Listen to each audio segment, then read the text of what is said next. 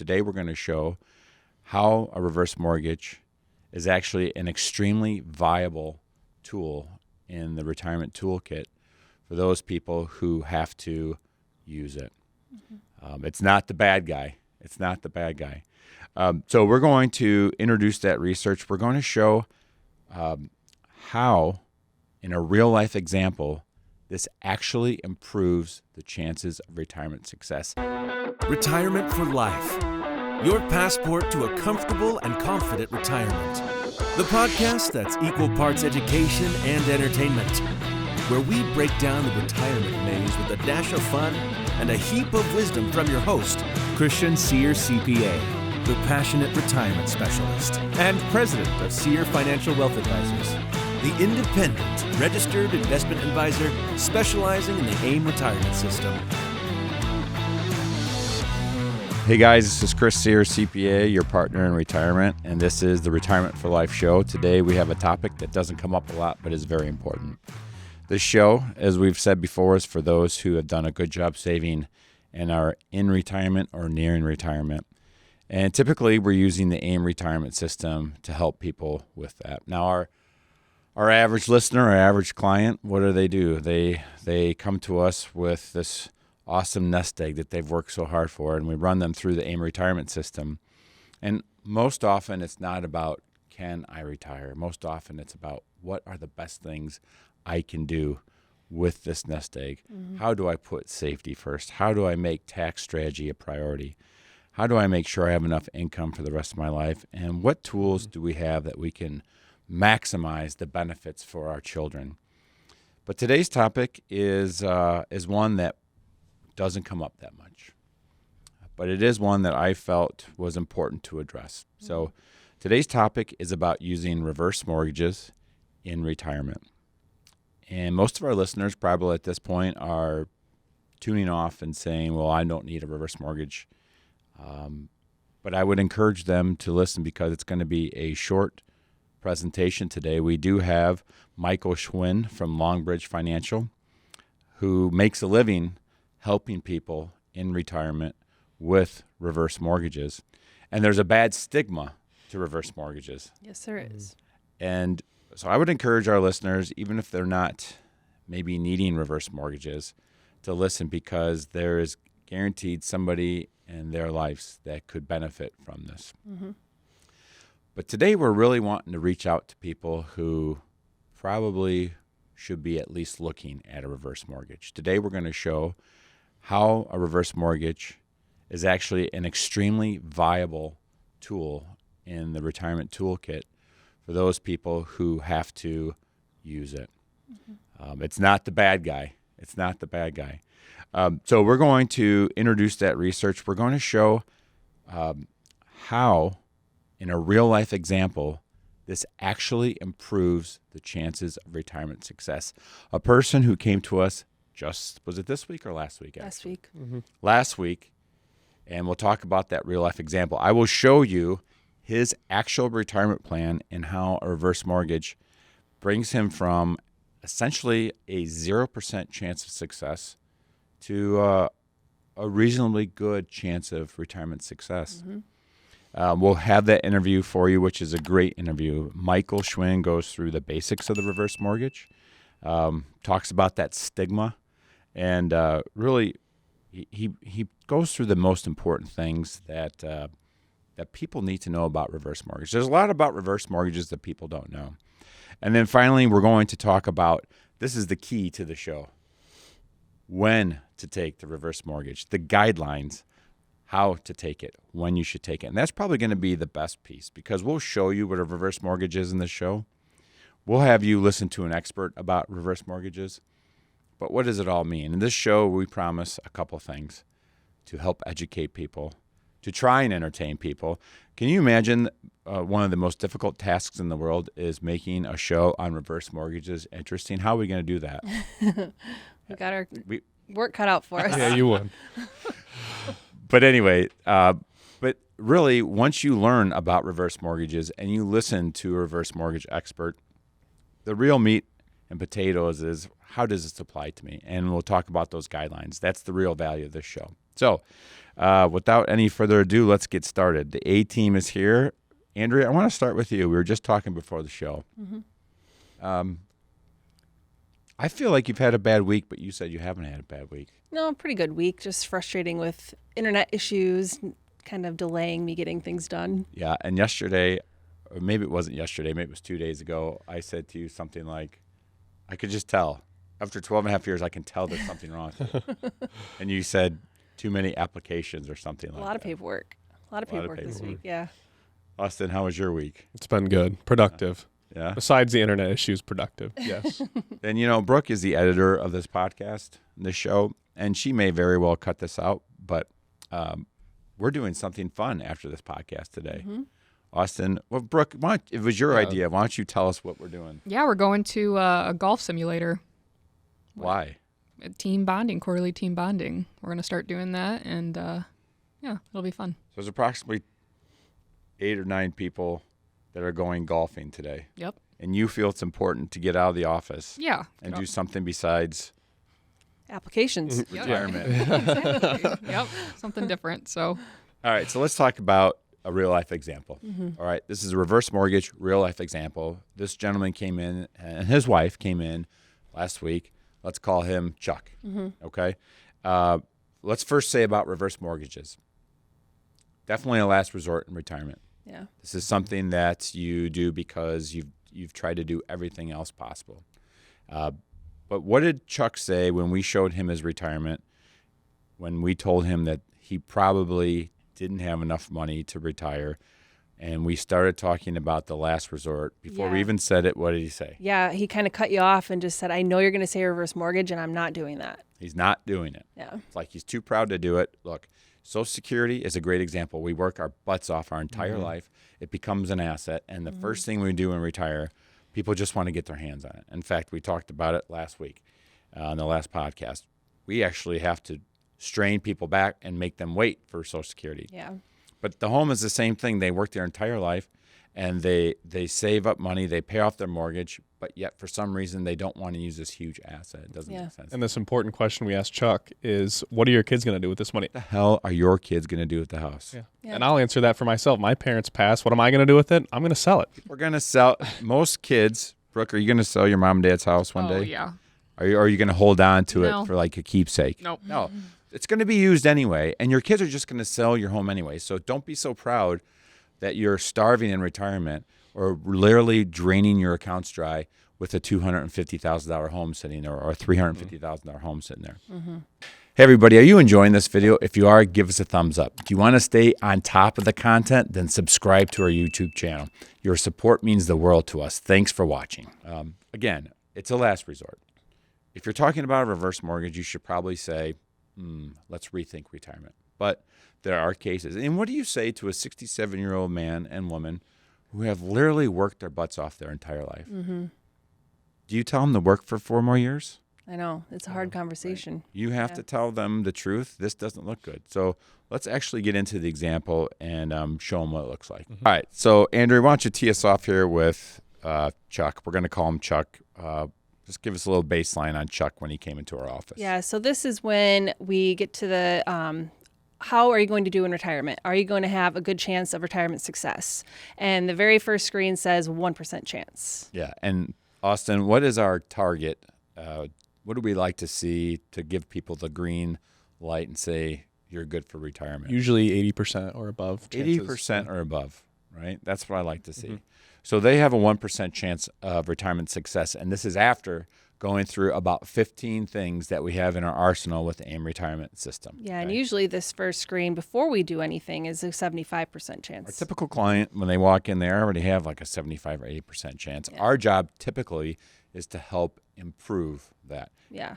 What decisions can they make to help generate and maximize their income? Yeah. What things can we do to protect them from the stock market? And so they can enjoy retirement. What tax strategies do we have that will generate the most tax savings for them and their kids? This conversation is completely different, right? And Austin, on the right, we have a 0 there. So what's that 0 mean? That's their nest egg when they pass away. As you can see, it's nothing. Absolutely nothing. And that is at age what? 95. Right. So we're basically planning for 95 years old maximizing how much you have in your bank account at age 95. That is the definition of retirement success from a financial standpoint. These people have virtually 0% chance. So first thing we tell them is, well, they shouldn't retire. They maybe should don't work longer. retire, right? Yeah. Mm-hmm. But they were pretty insistent. They are. They're persistent. I mean, they've worked for 40 years. They want to pull the trigger and retire. So we've basically extinguished all possible things with the exception of two. Yeah. And this is where it becomes a difficult discussion.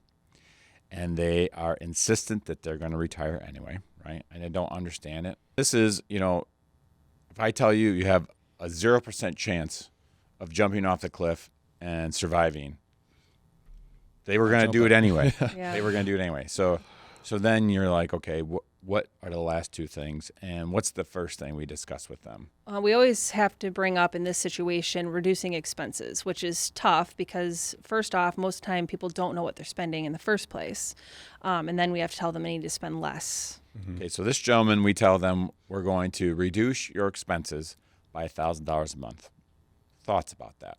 I mean, that's tough for anyone to do. Practical. Yeah, it's not usually practical. I mean, really, when you retire, you want to go do things. So you're telling them right off that they're going to retire and spend less and probably not get to do the things they wanted to do. Typical client comes in, they're spending $9,000 a month, and you say, look, you got to pull out $500 a month here, just a little bit. Mm-hmm. Doable. Mm-hmm. But for a customer like this who is already being pretty frugal, I don't know if this is realistic. Mm. But that still did not get them to where they need to be. Yeah. Now they have a 1 in 3 chance of success. Not working, still $0 at age 95. Yeah. And that's when we bring in the last tool in the tool belt, which is reverse mortgage. Remember what Chuck said? Yep. There's no way I'm doing this. Mm-hmm. You put this on the screen. Well, guess what, Chuck? With a reverse mortgage, you actually have a almost 70% chance of retirement success. Right. And as soon as his wife saw that, she was saying the opposite of Chuck and being like, we'll do whatever we have to do. We're going to do it. Yeah. And Austin, the kids actually get something. Yeah, $272,000. They pass away at 95. Yeah, look at that. Almost $300,000 when they pass. So here's the deal. Reverse mortgages, nobody wants to do them. I understand why. I think it's better to be smart than proud.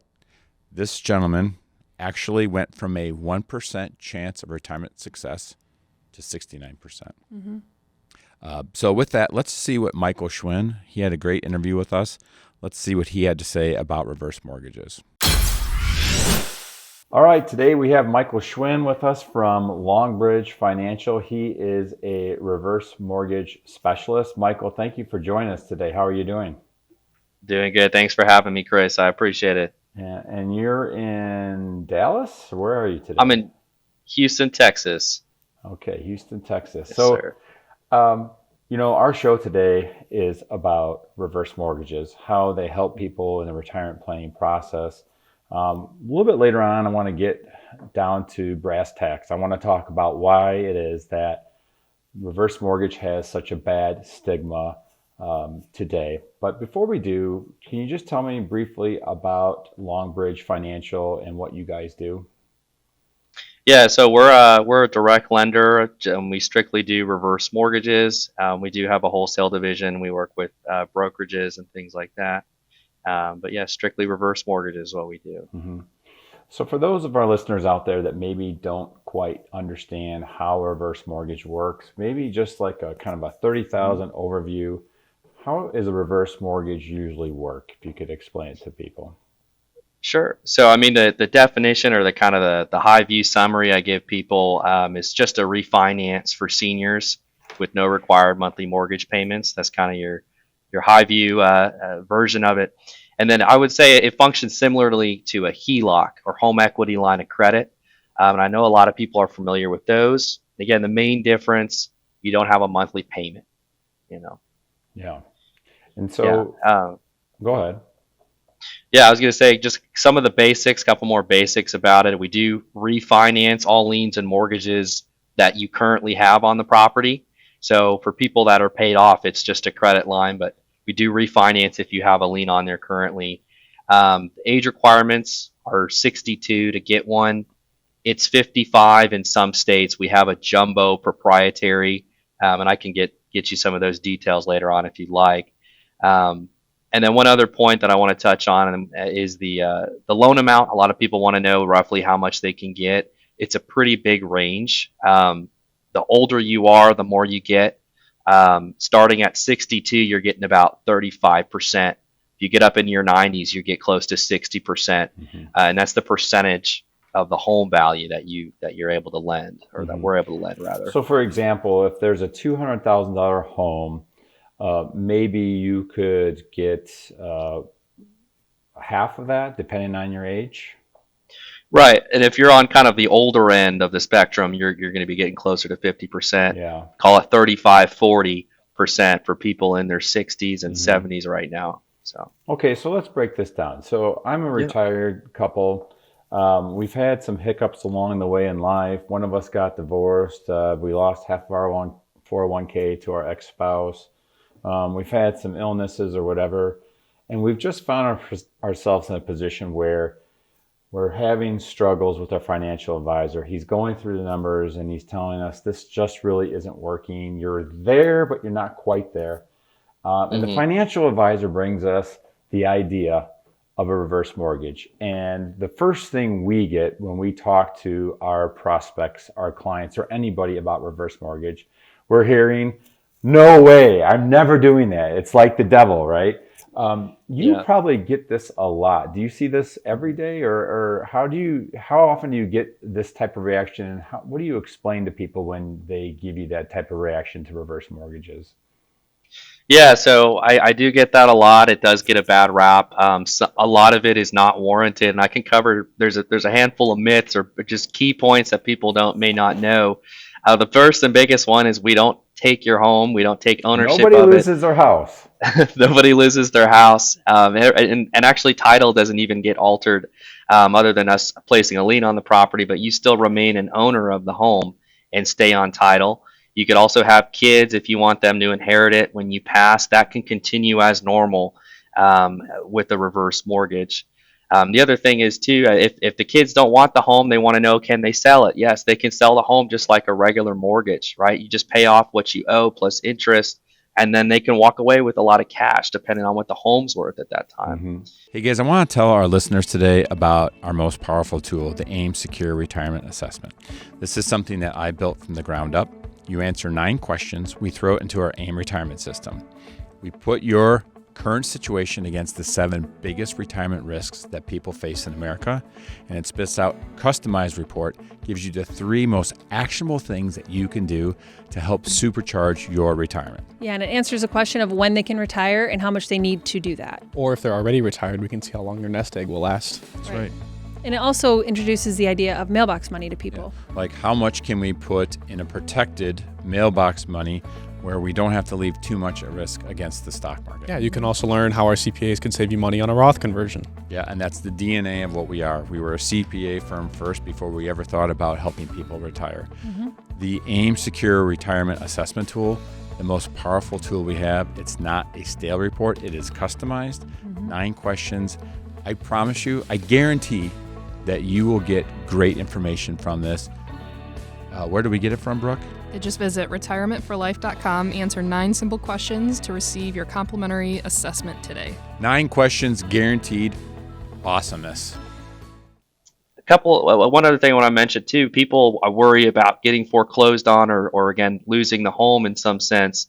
And again, the reason the situations where that would happen is if somebody's no longer living in the home, they've vacated the home, and if they're not paying their property taxes or homeowners insurance, which happens anyway, right? If you're not paying those things, and then if the property falls into disrepair, if you're not taking care of it, then that would also be a trigger to foreclose. But other than that, I mean, as long as you keep up with the normal things that you would as a homeowner, you're not having to make these payments, and nobody's taking your home or doing anything like that. So when I run a reverse mortgage through a financial plan, that same financial plan I'm talking about where you're okay, but you're not great, and you really need something to put you over the edge, it, in every case, helps out the success, the chances of success in that retirement plan.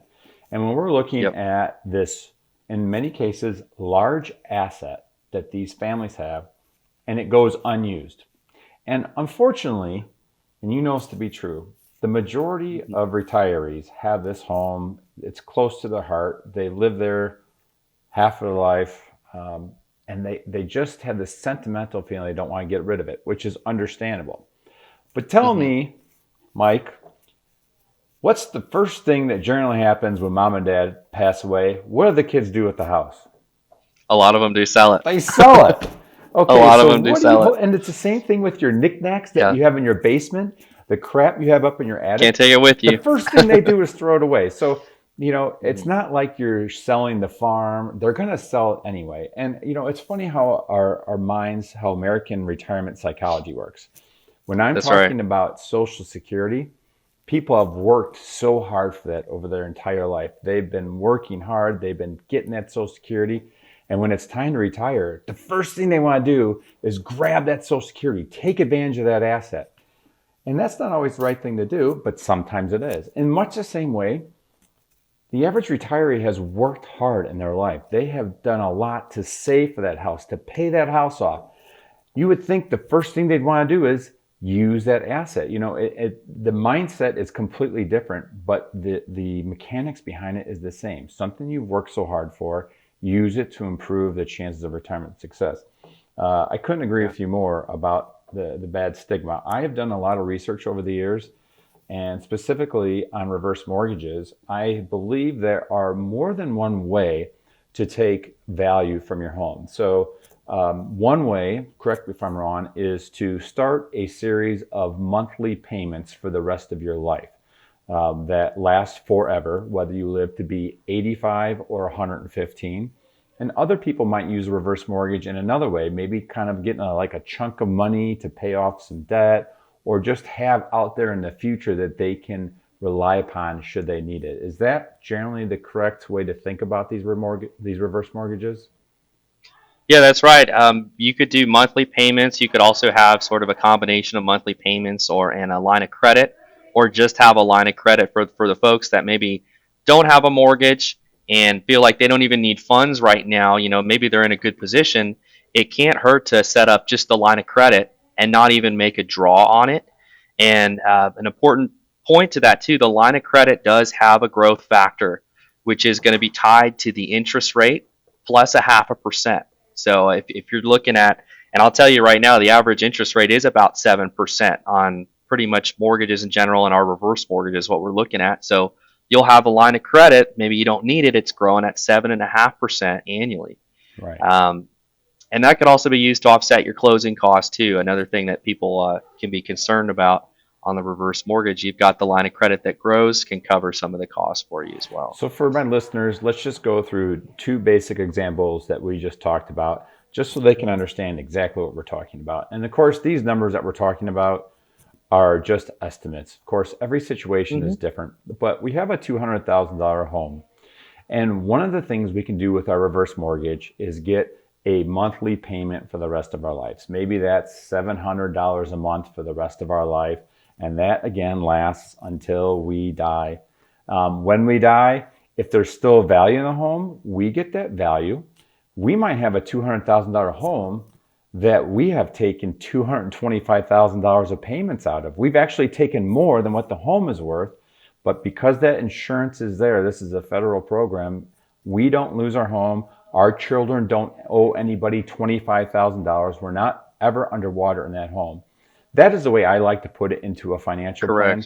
Just a stream of inflows every month that you can rely on, just like you can rely on Social Security. But to your point, Mike, if that $200,000 home, if I can get an $80,000 line of credit, I can let that sit there. And that $80,000 I don't need right now, but I have it in my back pocket in case 10 years down the road I need it, or 20 years down the road I need it. And that $80,000 is no longer $80,000, is it? It's something much more.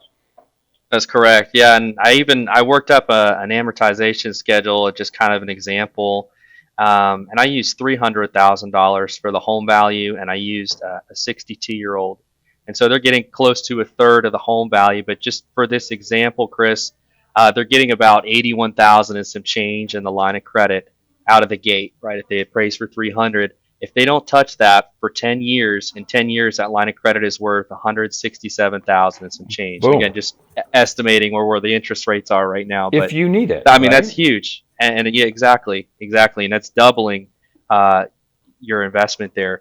And the other thing too, to tie into what we're talking about, I agree. Seniors are all of them are on Social Security or some kind of fixed income.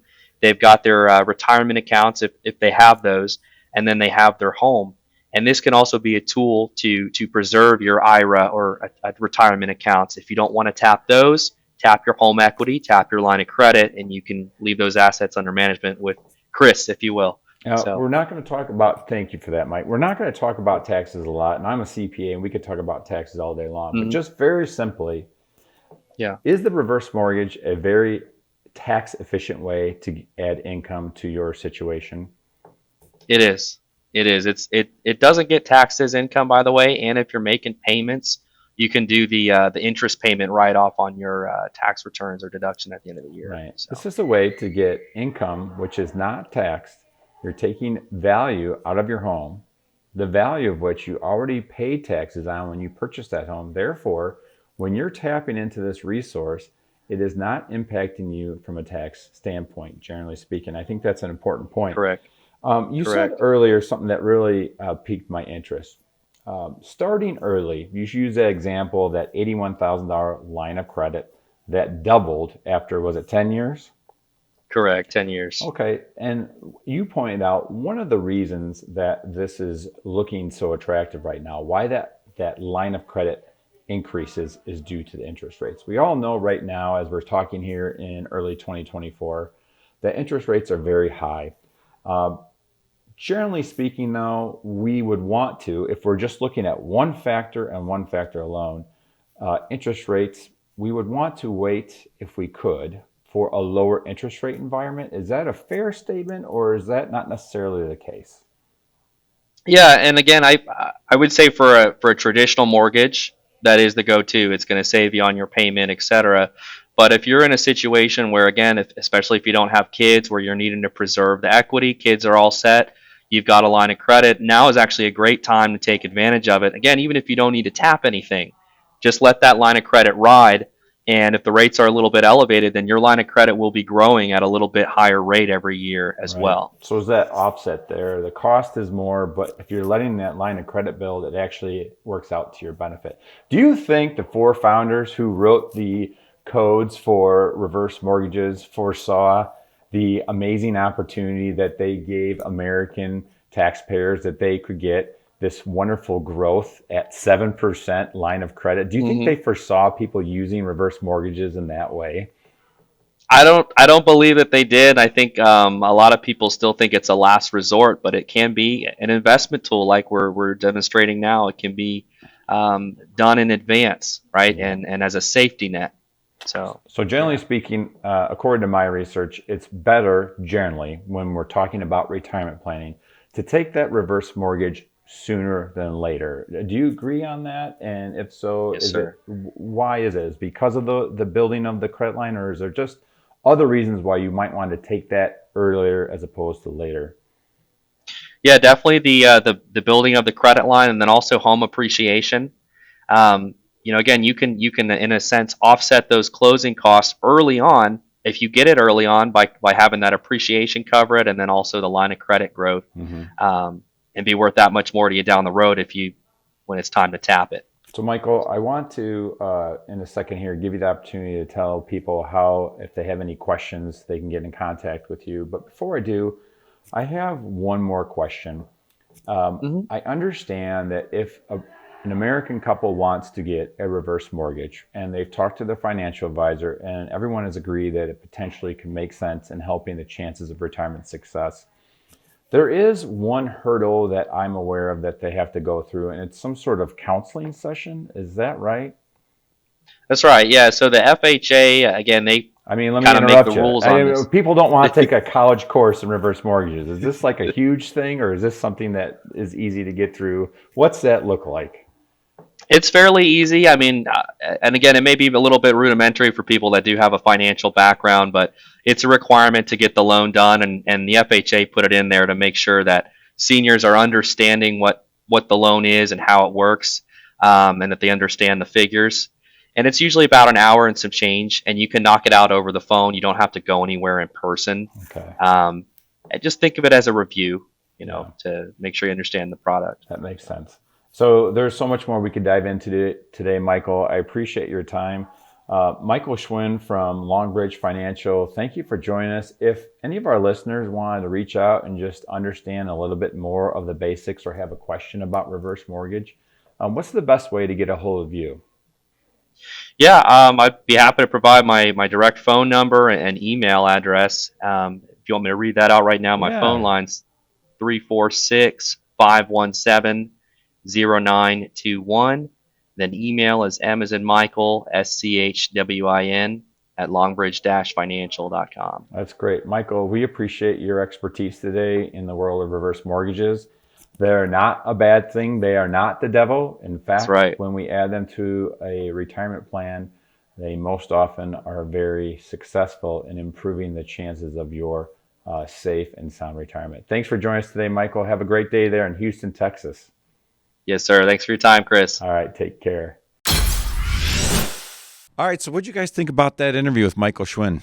I thought it was really interesting. There were points in there that I didn't know about it. Yeah. I think most people think of reverse mortgage as a negative thing, and don't realize that it could work the same way as Social Security, in that it's an asset that you can use rather than just have it be sold when you're, pass away and your kids sell it. And why not use it And to I your think advantage? one thing we need to reinforce is that you don't lose your home using this reverse mortgage. Don't lose your home. Mm-hmm.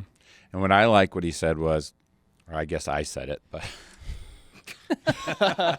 I liked when I asked. I mean, this is important. People, for some reason, think that if I take out $250,000 over the life of the mortgage, okay, I mean, you are taking a monthly payment. It is guaranteed. This is why Chuck's retirement success went from 1% to 35% to 69%. Because the reverse mortgage literally puts an extra paycheck into your mailbox every single month for the rest of your life. Yeah. It's guaranteed.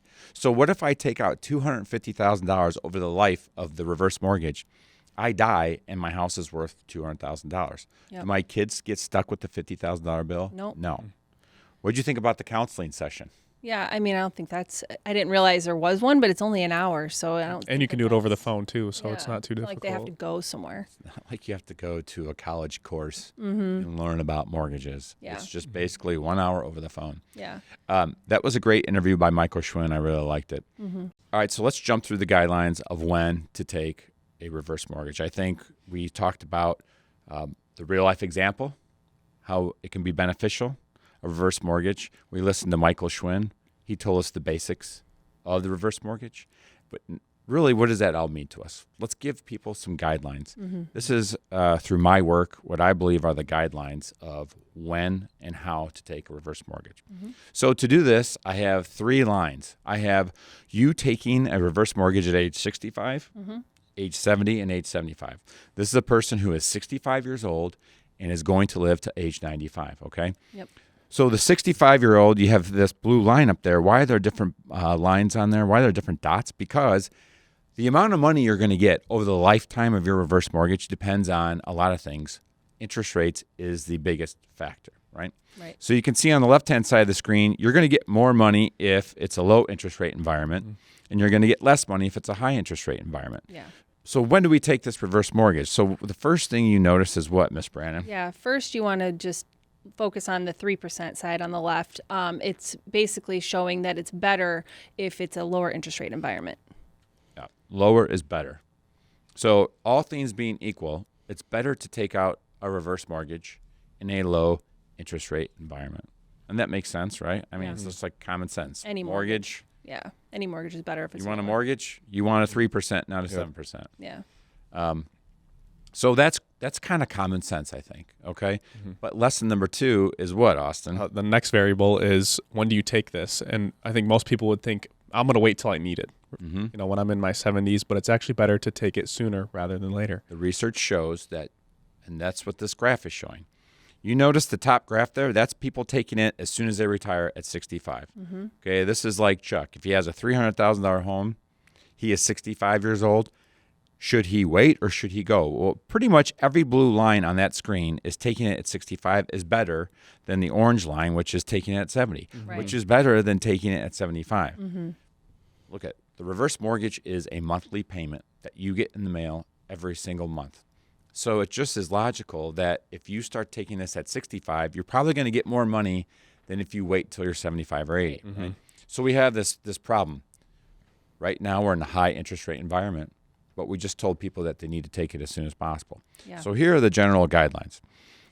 If you have a bad chance of retirement success, and I define that as 35 to 45% chance of success. Now let's take a time out right here. How do you know what your chances of retirement success are? What did you have to do? Well, you should have met with a financial advisor. Specifically, a level 5 advisor. Level 5 advisor. Austin, you've been listening, man. I love that. You've already gone through the work. You've went to 5toask.com. You've researched what advisor I should be working with. You now, congratulations, are with a top level 5 advisor. Yep. Now you know your chances of retirement success. So now you're at this decision point and you have a 35 to 45% chance of retirement. The first thing we would say is don't retire. Yeah. Work a little more. I'm sorry, right? But in Chuck's example, he's insistent, I'm going to retire. The guideline for that type of person who has a bad chance of retirement success is to take the reverse mortgage and do it right now. Yep. Don't wait another day. Okay? So I got this next category, not great.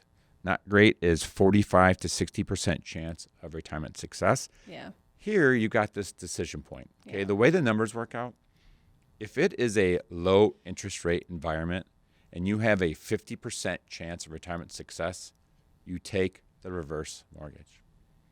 But if you have a 50% chance of retirement success and interest rates are at an all-time high, right? Yep. Maybe you wait 3 to 5 years to make that decision because there is a chance that those rates will go down and in the next 3 to 4 years you can better yourself by waiting. Yeah. And then we have the what I call okay. What did we say the bar was, Austin? 80%. 80%. So we've had people like this. They've got a 70% chance of retirement success. Not bad, right? But if we go through the AIM retirement system and they still have less than an 80% chance of retirement success, you know what I'm going to tell that person?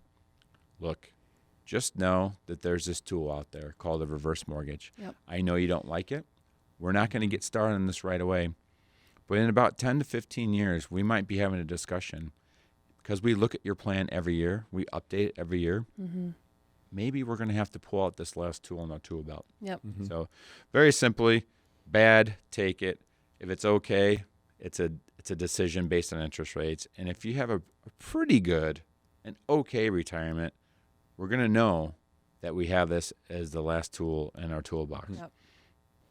So just really quickly here, just want to show you. So look at this. Bad chance of retirement success. We'll say 40%. What did I say earlier? I said you should take it right now. So I've got 5 different interest rate environments on this chart. Okay, 4 of them you'll notice I put a green dot on. Okay, those 4 green dots, you're never going to get any better than where you're at right now, right? But there is that blue dot. You're in the highest interest rate environment we've seen in 40 years. You know, you're thinking, well, should I wait? Look, if you have a 40% chance of retirement success and you insist on retiring, don't take a gamble on your retirement. It already is at a very bad spot. Don't take a chance. Do it now. Is there a chance that rates could go down 2.5% in the next 3 years and maybe you're in a better spot? Maybe, but probably not. Don't take a risk here. You have a 40% chance of retirement success. Do the reverse mortgage now. But what about the not great people, the 50%? Like I said, that's a decision point. Yeah. If the rates are low, just do it.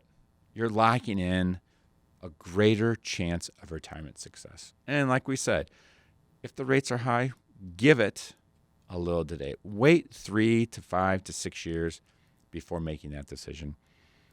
But look, if you have a 70% chance of retirement success, let's just put this in the back burner for a little while, and that's what makes sense to me. So I got a little treat here for us. I asked Austin to give us a little guess the number game. So let's move on with Yeah, that. let's do it. Guess the number game. Austin, what do you have on tap for us today for the guess the number game? Andrea and I are so excited. Yeah, so I have two numbers, but before we get to that, I have a first question for you is take a guess when the first reverse mortgage was issued. Okay. I should know this because I've been studying the reverse mortgage rules, and I know it's a federal program.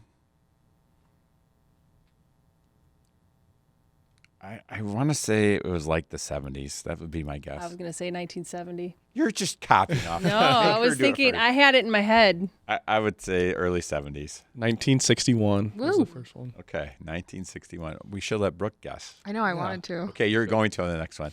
Okay, so 1961. So these things have been around for a long time. Okay, there's a use for them. All right. Next two numbers I have for you is how many were issued in 2023, and then the next one is the highest year, which was in 2009. So the first one, how many were issued last year in 2023? All right, let's make Brooke go first. How many reverse mortgages were issued in the United States of America in 2023? Okay. And I don't know anything about this, so I'm gonna say Which is why it's so fun to make you. 300,000. I'm going to say 500,000. Wait, do I get to guess? Yes. You were going to give the answer before I was just about to say it, but No, I think we build 1 million homes a year here. We have, gosh, I'm going to say you're both high. I'm going to go with 122,000. Specific. really specific. 32,991. Oh, wow. Way on. Holy cow. Yeah, it's because what we talked about earlier. Yeah. There's that negative. Stigma yeah. is there. Well, plus it's a high interest rate environment Yeah. right now, too. So, Wow. Right. But, okay, that's a good point. That's a great point. I didn't think about that. But think about it. I would love to know, you can't get this number, how many people are like Chuck that should have taken a reverse mortgage when they retired in 2023? yeah. So if 32,000 people, what was it, 32? Just under 33. 33,000 people took a reverse mortgage, chances are 100,000 people should have taken one out based on what we talked about today. All right, this is fun. What's the last question? So in 2009, this was the year that the most reverse mortgages were issued in the U.S. Right, because we were just coming off the great I was financial gonna crisis. say, Yep. yeah. Everyone was underwater in their houses. Okay, so Brooke, how many were issued, reverse mortgages were issued in 2009? I'm going to say 144,000. I'll go with 50,000. Man, I like being right. You know that. Was I the winner on the first question? I think you were off by like 1,000 or something last time we guessed it. Okay, so Brooke goes 144, Andrea goes 50. I mean, I'm gonna go. See, by going last, I have an advantage. Yeah. You do.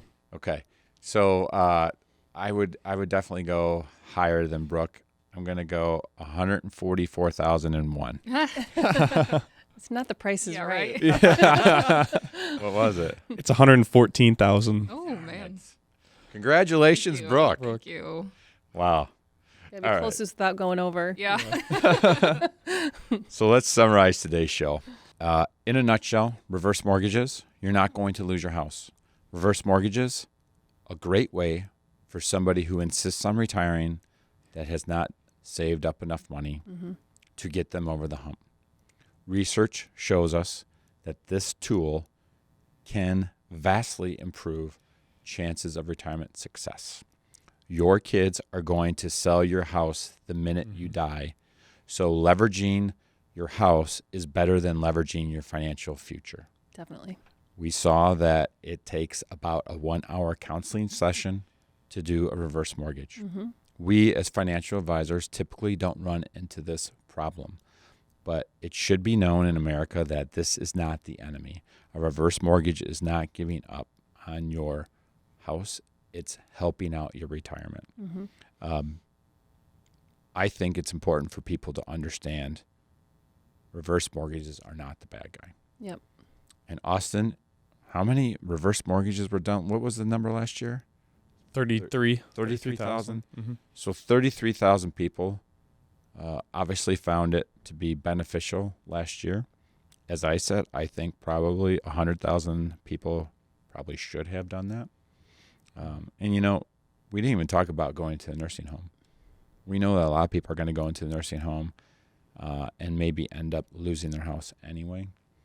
So don't forget about reverse mortgages. Don't treat them like the bad guy. If you like this show, what do I want? You want 1 million subscribers. I want 1 million subscribers on what channel? YouTube. YouTube. So if they benefited from this podcast show, what should they do? Like and subscribe. Please like me. Please subscribe to my YouTube channel. We're sitting here. It's a beautiful day. We could be getting work done. We could be doing a lot of other things. You said you had 1 million applications. A lot of paperwork. You said you've been busy this week. I know I've been working a lot. We're sitting here taking the time to help people who have not saved up enough for retirement. And we're giving them a tool, and we gave them guidelines how to use it. Yeah. The least you could do is, for the effort, give us a thumbs up and subscribe to our YouTube channel. Because right now we have like 216. Yeah. We have 216 YouTube subscribers. If you're watching this till the end, please subscribe to our YouTube channel for doing this great work. Here, right there. Give me a fist pump. Pass it along. Boom. Thanks, guys. Have a good day. Take care. Thanks for watching. Investment advisory services provided by Sear Financial, Inc., SEC registered investment advisor. All content on this podcast is for information purposes only and should not be considered investment, legal, or tax advice. Material presented is believed to be from reliable sources, and no representations are made by our firm as to another party's informational accuracy or completeness.